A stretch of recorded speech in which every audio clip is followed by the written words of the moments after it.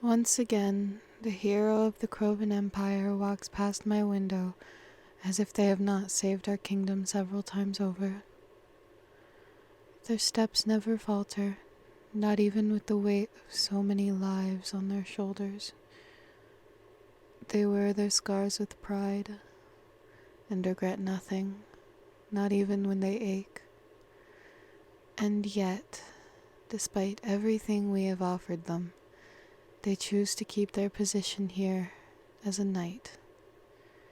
They ask for nothing more than a room in the palace, training other knights and guarding myself, when they could have anything they ask for. No, they refused every offer we have gladly gifted them. Instead, they have sworn to wait until I inherit my parents' position before taking up their position as head of the army. Their devotion is beyond admirable, and the mere thought of having them as my general makes me feel weak to my very core. To have them at my side every day, within my arm's reach at all times, would be beyond a blessing. To be able to merely whisper and have them hear it, the thought takes my breath away. If I were to even breathe a word of my thoughts, they would hear it and know. Is it odd that I have a whisper of a longing that they would hear? Would it truly be such an awful thing for them to be able to know how fondly they are held in my thoughts? It could not be. But yes, indeed, I'm afraid it would. For even if I were to place my feelings out in the bright of daylight for their eyes to see, they would only turn their gaze with a respectful reply that they cannot return them. Gods of old know that they are an island, unreachable in the distance, though their loveliness draws forth the want to grow closer. I cannot help but want to reach out and call for them, though perhaps it is because I have come to know them better than most. I know their heart to be worth more than gold, and their mind more than any amount of gems the deepest minds could offer. Their smile alone could break and build civilizations. And here it is, the sunlight of this kingdom.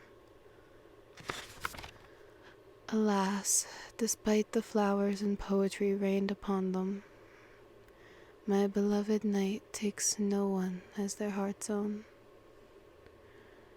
They are not cold, but every offer of courtship is politely turned away. Every personality has been rejected evenly. Not a single one offered more of a chance than the others. They are all turned away with a gentle but firm hand and a statement of how my knight's duty is to the Crovan Empire and those who rule it. Always kind, but so very distant.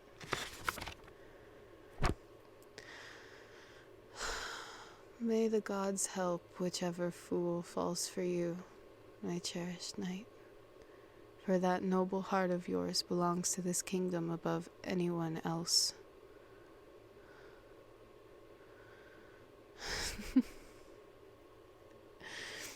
I am speaking of myself, I suppose. May the gods help me. May they look down at me and my weak heart that beats against my chest like thunder for you, and may they take pity.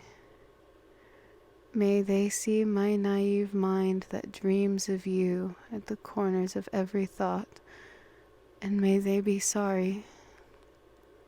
May they see how my very soul aches and longs for you in my every waking moment, and may they find sympathy in their hearts. If I may ask for one favor from them, I simply ask that they would allow me to fall in love with another, someone whose heart does not already belong elsewhere.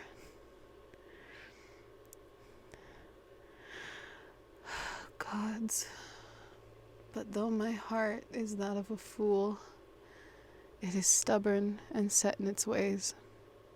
My adoration has bloomed for them long ago, and shows not a single sign of wilting.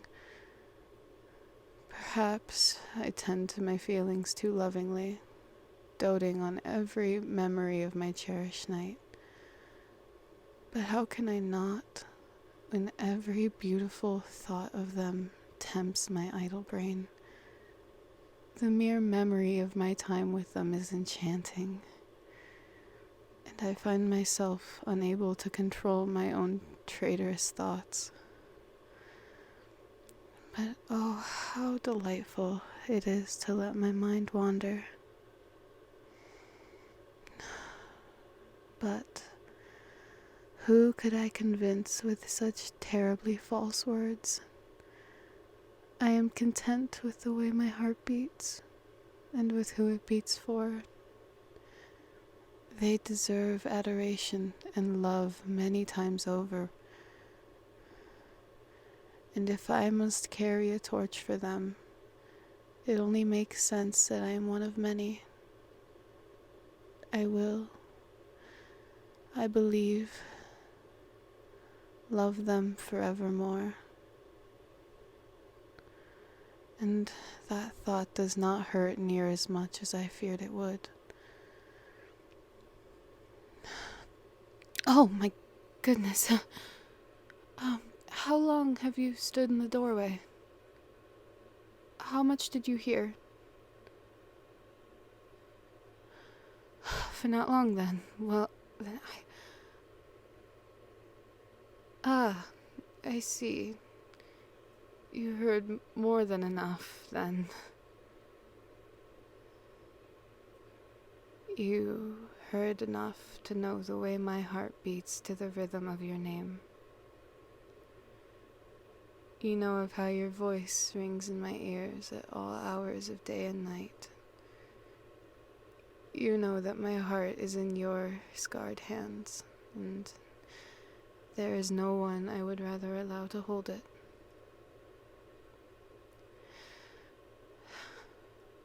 If I were to look in a mirror right now, I would see the reflection of a fool. I could not contain my thoughts. No, I simply could not hold them all, and I let them slip off my tongue like secrets from a drunkard's lips. Unfortunately, the taste of my own words is turning bitter, now that I know you've heard all my secrets. So, I ask only this: to not speak of this incident ever again, and allow me this one kiss.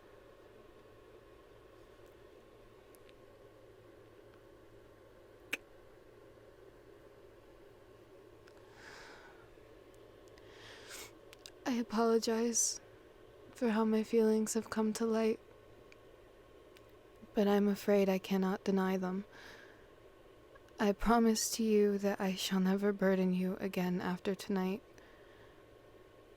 but I beg of you to not tell another soul. I will take my leave now and let you be away from myself. I hope that you can forget this, or at least I plead that you forgive me. You are too dear to this empire to lose. Please, I beg of you, stay by my side. Even if it's only for the people of this empire, even if you cannot bear to look at me, please, do not leave me. I can understand not wanting to be in close proximity to me, and I will gladly stay as far away from you as you wish. But I need you here to protect our people. You are their hero, and without you, everything would fall to ash. I shall take my leave then. I hope you consider what I have said. You truly are needed here, and not just by myself, though I also would be a wreck without you. Have a good day, my knight. I hope it serves you better after I am gone.